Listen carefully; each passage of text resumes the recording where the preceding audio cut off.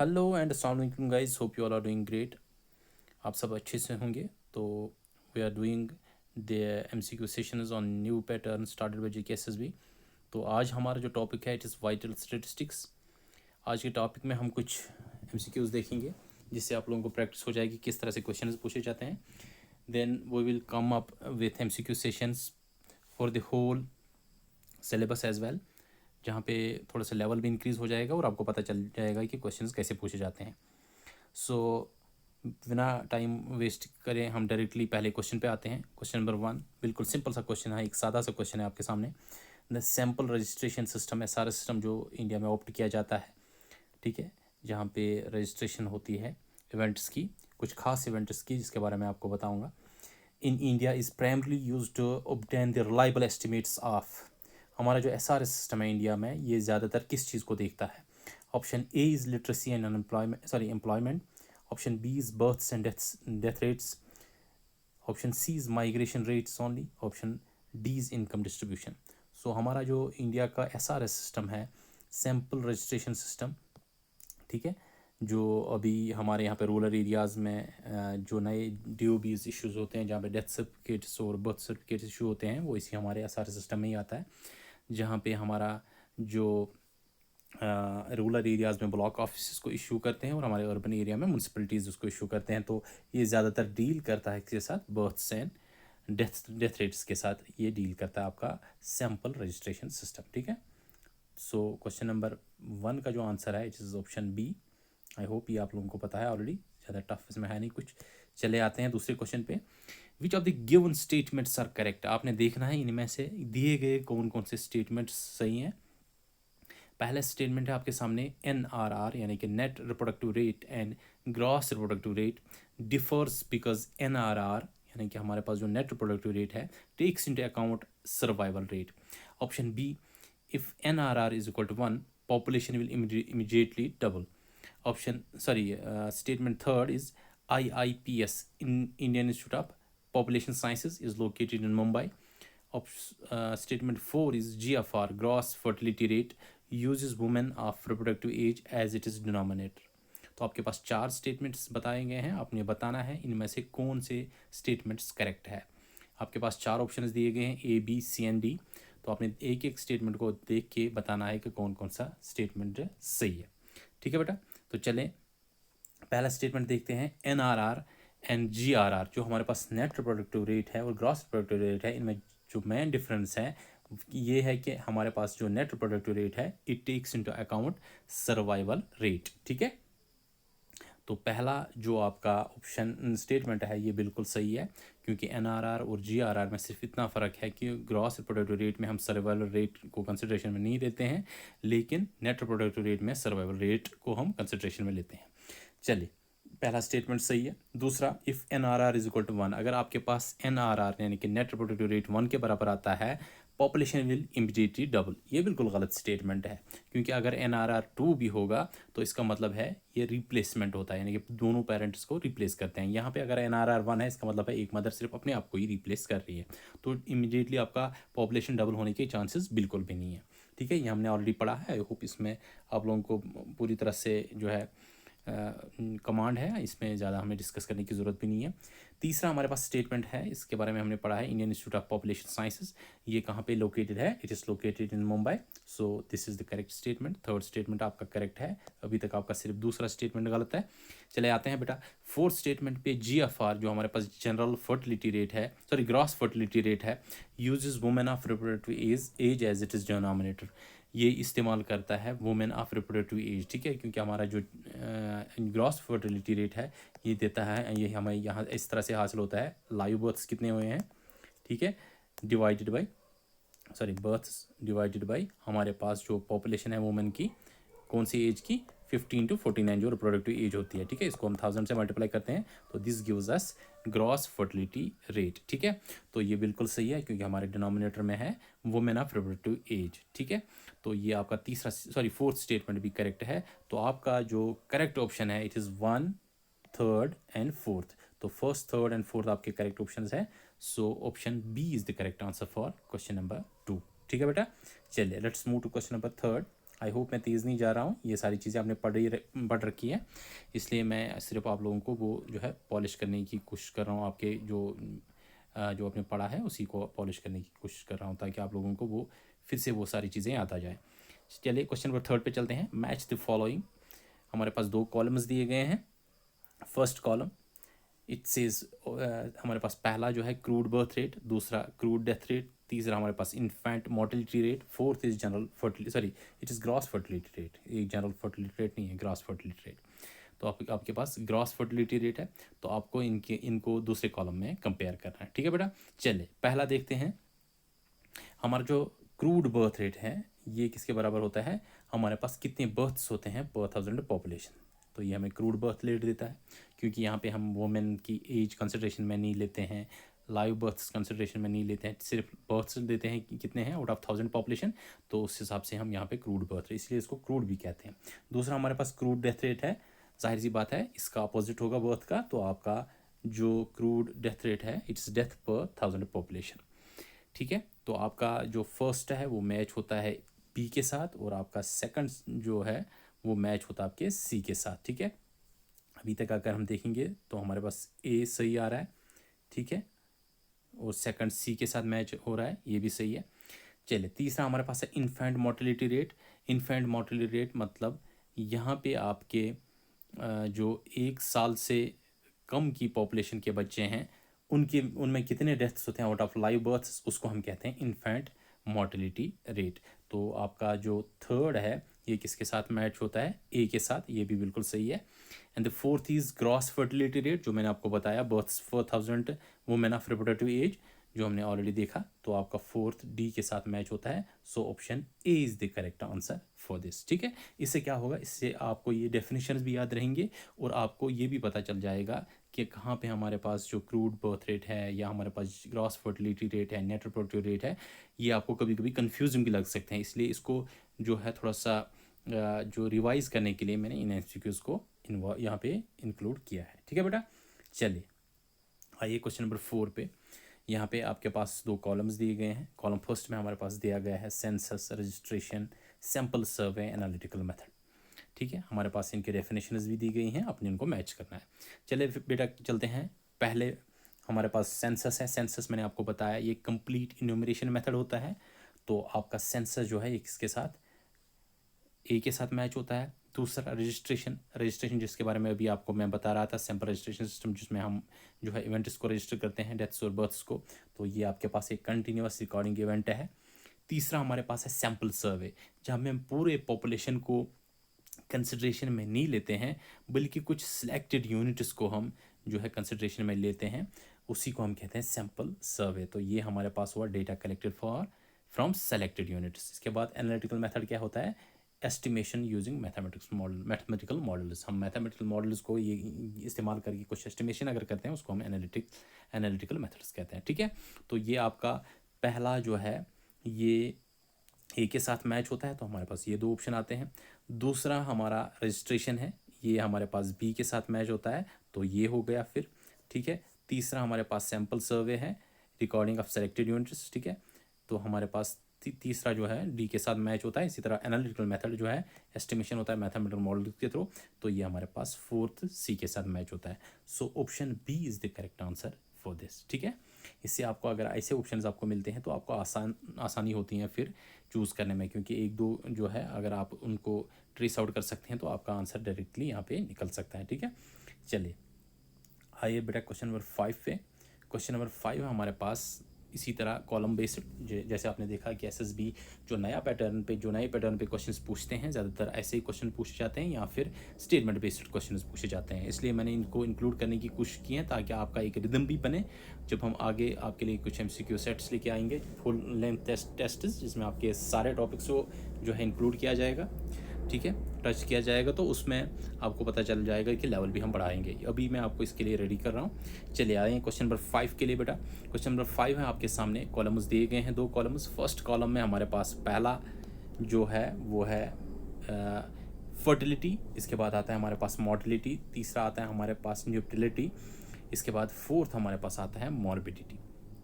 ठीक है बेटा, आइए हमारे पास फर्टिलिटी क्या होता है, फर्टिलिटी होता है हमारे पास ऑकरेंस ऑफ बर्थ्स, ठीक है, क्लियर। इसी तरह हमारे पास मॉर्टेलिटी क्या है, ऑकरेंस ऑफ डेथ्स, ठीक। तो आपका फर्स्ट जो है ये आपके बी के साथ मैच होता है, तो फर्स्ट आपका बी के साथ मैच होता है, तो ये दो ऑप्शंस आपके बनते हैं, ठीक है। मैं आपको समझा रहा हूँ कि आपको एग्जाम में भी कैसे इस चीज़ को जो है कंसिडरेशन में लेना है। दूसरा हमारे पास मॉर्टेलिटी आया, मॉर्टेलिटी ऑकरेंस ऑफ डेथ्स, तो आपका जो सेकंड है वो सी के साथ मैच होता है, तो यहाँ पे आप डायरेक्टली इसको जो है सेलेक्ट कर सकते हैं वहाँ पे, लेकिन फिर भी हम दो चीज़ों को और देखेंगे। इसके बाद आता है हमारे पास न्यूपटैलिटी, न्यूपटैलिटी हमें बताता है, ठीक है, न्यूपटैलिटी हमें बताता है कि मैरिज पैटर्न्स के बारे में, ठीक है। न्यूपटैलिटी किसके बारे में बताता है, हमें मैरिज पैटर्न्स के बारे में बताता है। इसके बाद आता है हमारे पास मॉर्बिडिटी, जो हमें बताता है ऑकरेंस ऑफ डिजीज के बारे में, ठीक है। तो आपका ऑप्शन ए जो है ये आपका करेक्ट आंसर है। ये दो टर्म्स आपको थोड़े से नॉवल लगेंगे, इसलिए आपको याद रखिए कि न्यूपटैलिटी जो है ये हमें बताता है मैरिज पैटर्न्स के बारे में, और मॉर्बिडिटी जो है ये हमें ऑकरेंस ऑफ डिजीज़ के बारे में बताता है, ठीक है। इन दो डेफिनेशंस को भी याद रखें। चलिए आइए बेटा क्वेश्चन नंबर 6 पे, एक न्यूमेरिकल बेस्ड क्वेश्चन है, बिल्कुल सिंपल सी न्यूमेरिकल है। इस पर हमने बहुत सारे न्यूमेरिकल ऑलरेडी किए हैं, लेकिन ये एक छोटी सी न्यूमेरिकल मैंने आप लिए लाए हैं, क्योंकि सिंपल सी न्यूमेरिकल्स कभी कभी पूछे जाते हैं तो आपको उसमें थोड़ी सी दिक्कत होती है। चले आइए, एक सिंपल सी न्यूमेरिकल है हमारे पास लाइव बर्थ्स दिए गए हैं, मिड ईयर पॉपुलेशन आपको दी गई है, आपको क्रूड बर्थ रेट कैलकुलेट करना है, ठीक है बेटा। आपके पास ऑप्शंस दिए गए हैं, option A, option B, option C and option D, तो आपने देखना है कि करेक्ट ऑप्शन मेरे पास कौन सा है। चलिए बेटा, क्रूड बर्थ रेट की फॉर्मूला याद करें। क्रूड बर्थ रेट की सिंपल सी फॉर्मूला है, हमारे पास कितने लाइव बर्थ्स हुए हैं बेटा, ठीक है। हमारे पास लाइव बर्थ्स कितने हुए हैं डिवाइडेड बाय हमारे पास कितनी मिड ईयर पॉपुलेशन है, ठीक है। हमारे पास कितनी पॉपुलेशन है, या मिड ईयर पॉपुलेशन भी कह सकते हैं, इसको मल्टीप्लाई किससे करते हैं बेटा, 1000 से, ठीक है। ज़रा लगाइए इसको, एक बार देख लीजिए। ये हमारे पास लाइव बर्थ्स दिए गए हैं 4000, हमारे पास पॉपुलेशन जो दी गई है मिड ईयर की वो है 2 लाख, ठीक है बेटा। इसको 1000 से मल्टीप्लाई करते हैं। सिंपल से मैथमेटिक्स है, इसमें 3 जीरो यहाँ से गए, 3 जीरो यहाँ से गए, 2 जीरो यहाँ से गए, 2 जीरो यहाँ से गए। अब आपका ये 2 1s 2 2s 4 2 0 0, ये आपका 20 बनता है। So option B is the correct answer for this. I am solving this only for those students who are non-mathematics students, because mathematics students के लिए ये ज़्यादा मसला है नहीं, ठीक है। चलिए गिव मी सेकंड प्लीज़। चलिए क्वेश्चन नंबर 7 पे आते हैं। एक और न्यूमेरिकल है, इन्फेंट डेथ रेट। आपको अगर आपको इन्फेंट मॉर्टेलिटी रेट कैलकुलेट करनी है, तो इन्फेंट मॉर्टेलिटी रेट आप कैसे कैलकुलेट कर सकते हैं। आपके पास इन्फेंट डेथ्स दिए गए हैं, टोटल लाइव बर्थ्स दिए गए हैं, इसमें आपको इन्फेंट मॉर्टेलिटी रेट कैलकुलेट करना है। तो इन्फेंट मॉर्टेलिटी रेट IMR अगर आपको कैलकुलेट करना है, तो उसके लिए सिंपल सी फॉर्मूला है, आपके पास इन्फेंट डेथ्स कितने हुए हैं डिवाइडेड बाय आपके पास टोटल लाइव बर्थ्स कितने हुए हैं, ठीक है, आउट ऑफ लाइव बर्थ्स, और इसको 1000 से मल्टीप्लाई करना है बेटा, ठीक है। तो इन्फेंट डेथ्स आपके पास 200 है, divide by live births total कितने हुए हैं, 5000 हुए हैं, ठीक है। इसको मल्टीप्लाई करना है 1000 से, ठीक है बेटा। तो ये 3 जीरो, ये 3 जीरो गए, ठीक है, 5 1s 5 4s 20, 5 zeros, तो आपका 40 है यहाँ पे इन्फेंट मोर्टेलिटी रेट, ठीक है बेटा। तो आपका जो करेक्ट आंसर है for question number 7 it is C option, ठीक है। चलिए ये सिंपल सी न्यूमेरिकल्स है, आई नो आपको ये ज़्यादा दिक्कत नहीं देंगे, तो लेकिन फिर भी हमको थोड़ा सा प्रैक्टिस करना है, क्योंकि क्वेश्चंस कभी कभी पूछे जाते हैं। आइए, आपके पास स्टेटमेंट बेस्ड क्वेश्चन एक और आया, बहुत ही अच्छा क्वेश्चन है। यहाँ पे आपको जो है इसको सॉल्व करने में मज़ा भी आएगा। आइडेंटिफाई द इनकरेक्ट स्टेटमेंट्स, आपके पास स्टेटमेंट्स दी गई हैं, तो इनमें से देखना है कि कौन से स्टेटमेंट्स इनमें से इनकरेक्ट है। याद रखिएगा, इनकरेक्ट और करेक्ट में कभी कभी गलती मत करिएगा। पहला है हमारे पास immigration rate. Immigration rate, it is the number of the people per 1000 population leaving the country per year, ठीक है। हमारे पास पर 1000 पॉपुलेशन में से अपने मुल्क को छोड़ के हर साल जो जा रहे हैं अपने मुल्क को छोड़ के दूसरी जो है कंट्रीज़ में सेटल होने, इमिग्रेशन रेट उसको कहते हैं। दूसरा नियोनेटल मॉर्टेलिटी रेट, ठीक है, number of deaths between 1 to 11 months पर अमंग द पर 100 लाइव बर्थ्स, ठीक है। दूसरा स्टेटमेंट है नियोनेटल मॉर्टेलिटी रेट, इसके बारे में मैंने आपको बताया है, ये डेफिनेशन आप ऑलरेडी मैंने आपको जो है दी है। तीसरा हमारे पास है maternal mortality rate, number of deaths of mothers per 1000 live births. Fourth हमारे पास है natural increase, it is difference between crude birth rate and crude death rate per year, ठीक है। तो ये आपके पास 4 जो है टर्म्स दिए गए हैं, इनके डेफिनेशंस दी गए हैं। हालांकि ये आपके पास स्टेटमेंट्स है, आपने देखना है इन 4 स्टेटमेंट्स में से कौन से स्टेटमेंट्स गलत है। ठीक है बेटा, चलिए आपके पास 4 ऑप्शंस दिए गए हैं। आई होप आप ये आसानी से कर सकते हैं। फिर भी आपकी आसाइश के लिए मैं एक एक को जो यहाँ पे ऑपरेट करूँगा। पहला, immigration rate, it is the number of people per 1000 population. 1000 population में से एक कंट्री को कितने लोग अपनी कंट्री को छोड़ के पर साल जो जाते हैं उसको हम इमिग्रेशन रेट कहते हैं। ठीक है बेटा, तो ये आपके पास जो है ये आपके पास बिल्कुल करेक्ट स्टेटमेंट है। ठीक है, इमिग्रेशन जो लोग लीव करते हैं। दूसरा हमारे पास है इमिग्रेशन आई से जो लोग एंटर करते हैं। ठीक है, जो आपकी कंट्री में एंटर करते हैं उसको हम कहते हैं इमिग्रेशन। ये हमारे पास इमिग्रेशन है। ठीक है, हालांकि इनकी प्रोनाउंसिएशन सेम है, लेकिन ई से आप ये याद रख सकते हैं, ई फॉर एग्जिट, तो अपनी कंट्री को एग्जिट करते हैं। चलिए दूसरा, तो पहला स्टेटमेंट आपका करेक्ट हुआ। दूसरा, नियोनेटल मोर्टिलिटी रेट। ठीक है बेटा, नियोनेटल मोर्टिलिटी रेट क्या होता है? Number of deaths sorry between 1 to 11 months among the पर 100 लाइव बर्थ्स।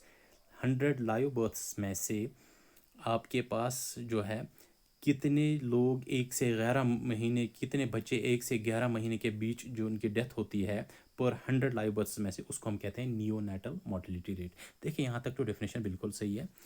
ठीक है, लेकिन यहाँ पे पर 100 लाइव बर्थ्स जो है ये गलत है, पर 1000 लाइव बर्थ्स, तो ये भी आपका स्टेटमेंट जो है दूसरा स्टेटमेंट गलत हुआ। तीसरा, maternal mortality rate, number of deaths of mothers per 1000 live births, ये है number of deaths of mothers तो सही है, लेकिन पर 1000 नहीं बल्कि पर लाख लाइव बर्थ्स में से ये जो है काउंट किया जाता है। तो ये थर्ड स्टेटमेंट भी आपका बिल्कुल गलत है। ठीक है बेटा, और फोर्थ स्टेटमेंट, नेचुरल इंक्रीज क्या होता है? ये होता है difference between crude birth rate and crude death rate, यानी कि आपका जो CBR होता है, अगर हम इसको क्रूड डेथ रेट से माइनस करेंगे ये आपको देता है नेचुरल इंक्रीज। ठीक है, ये बिल्कुल सही स्टेटमेंट है। तो आपके 2 स्टेटमेंट जो गलत यहाँ पे ठहरते हैं, एक है आपका दूसरा स्टेटमेंट और एक है आपका तीसरा स्टेटमेंट। तो आपका जो यहाँ पे करेक्ट ऑप्शन है इट इज़ ऑप्शन बी। ठीक है बेटा, चलिए क्वेश्चन नंबर 8 यहाँ पे सॉल्व हो गया। चले आते हैं क्वेश्चन नंबर 9 पे।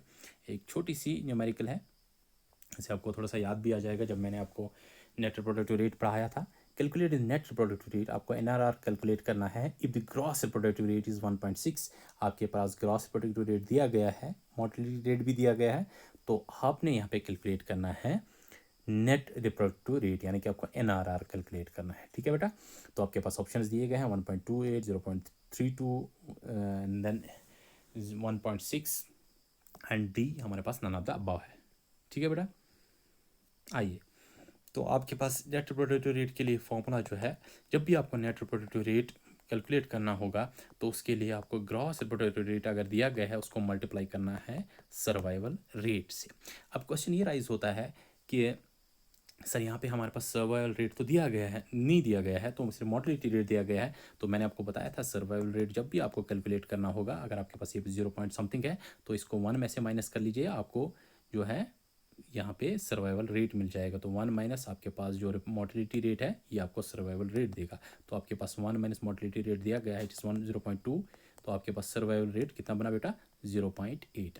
अब आपके पास सर्वाइवल रेट तो आ गया, तो नेट रिप्रोडक्टिव रेट ईजी है आपके लिए, ज़रा देखिए। तो ये हमारे पास हुआ नेट रिप्रोडक्टिव रेट, अगर हम कैलकुलेट करेंगे GRR यानी कि gross reproductive rate into survival rate. ठीक है बेटा, तो ग्रॉस रिप्रोडक्टिव रेट दिया गया है यहाँ पे 1.6, तो 1.6 को मल्टीप्लाई करेंगे सर्वाइवल रेट से जो हमारे पास अभी 0.8 आया।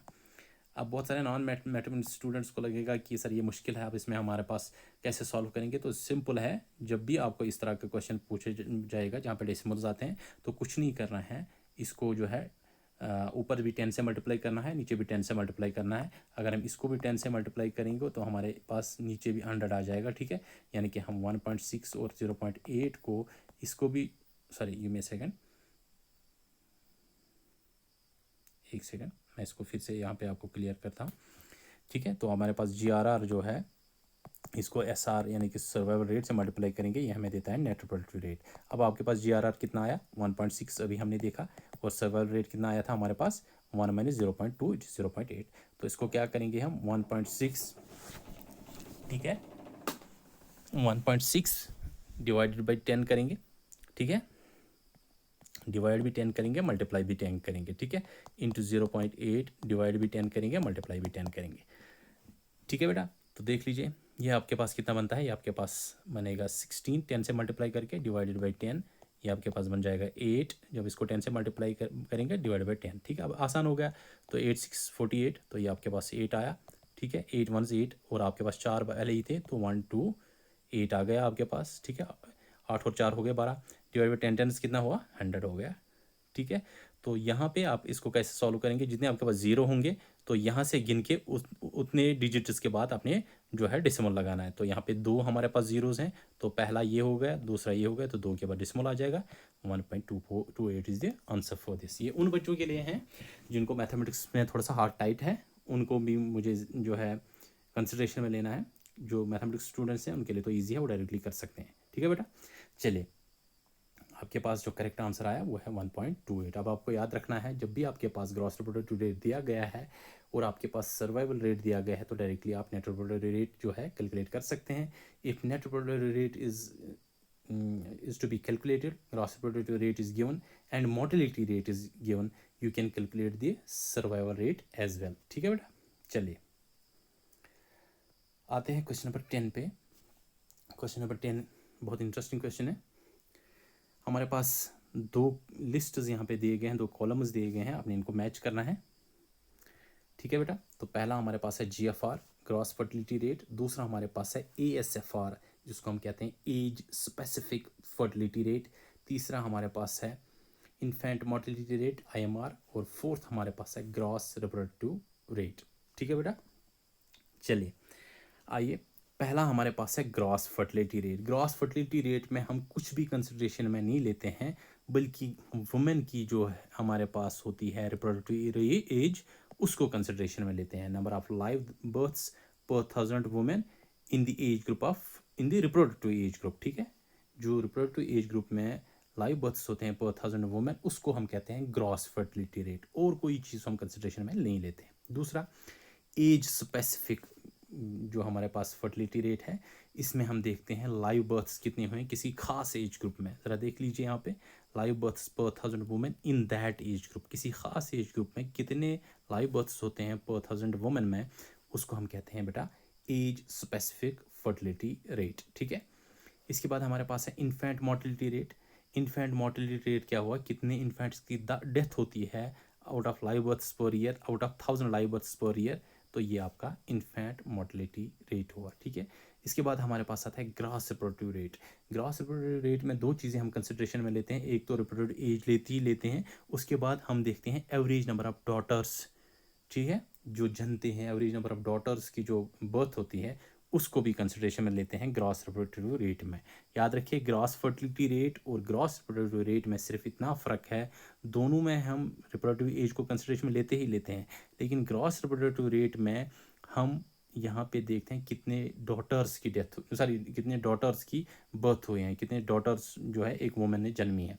ठीक है, और नेट रिप्रोडक्टिव रेट में सर्वाइवल रेट उस डॉटर्स में से कितने बचते हैं, उस सर्वाइवल रेट को भी कंसिडरेशन में लेते हैं। ठीक है, इस चीज़ को आप याद रखिएगा, ऐसे क्वेश्चंस अगर पूछे जाते हैं तो कंफ्यूज होने की कोई ज़रूरत नहीं है। ठीक है, तो पहला जो आपके पास GFR है, ये आपका 4 के साथ मैच होता है, तो A आपका 4 के साथ मैच होता है।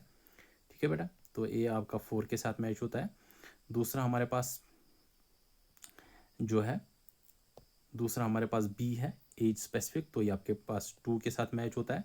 ठीक है, और इसके बाद हमारे पास, गिव मी सेकंड प्लीज़, इसके बाद हमारे पास जो थर्ड है, third option infant mortality rate, तो ये आपका थर्ड के साथ मैच होता है। C थर्ड के साथ मैच होता है। ग्रॉस रिप्रोडक्टिव रेट मैंने आपको बताया, एक तो रिप्रोडक्टिव एज को भी कंसिडरेशन में लेता है, दूसरा एवरेज नंबर ऑफ डॉटर्स एक वुमेन कितनी जनती है उसको भी कंसिडरेशन में लिया जाता है, तो आपका D जो है वो फर्स्ट के साथ मैच होता है। So option D is the correct answer for this. मैंने इस सेशन को इसलिए ऐड किया, इसमें आपको बहुत सारे डेफिनेशंस क्लियर भी हुई और साथ साथ आपको कुछ जो है फॉर्मूलाज भी याद आई होंगी। यहीं पे आज का सेशन ख़त्म करते हैं। आई होप आप लोगों ने इसको एंजॉय किया होगा। तो नेक्स्ट जो हम आपका फुल लेंथ टेस्ट लाएंगे, जिसमें हम जो है सारे टॉपिक्स को कंसिडर करेंगे, उसमें हम लेवल को इंक्रीज़ करेंगे।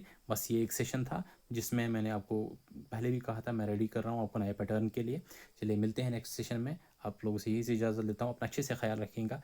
टेक केयर, अल्लाह हाफिज़।